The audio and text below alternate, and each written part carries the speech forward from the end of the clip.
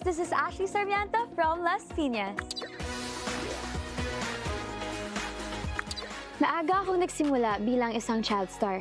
Imagine, 12 years na ako sa industriya. And at the age of 8, big break sa akin na makuha ang lead role sa isang teleserye.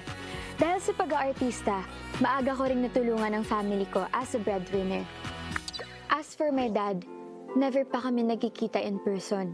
Sinubukan ko siyang kontakin and I tried to invite him sa debut ko. Pero na-scene-zoned lang ako eh. Minsan nakakaimo ang mga ganap sa buhay. Pero may struggles man, patuloy pa rin ako sa pag-asa at pagsisikap.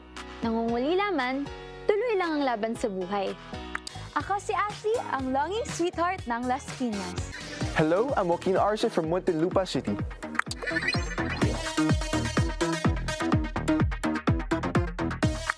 I'm relatively new to the industry pero na-inlove talaga ako sa acting. At kahit bago lang ako, I always do my best and I'm always willing to learn mula sa mga katrabaho ko. Off-cam, I'm an active guy with a lot of close friends. Pero ang pinakatinuturing kong best friend ay ang mom ko.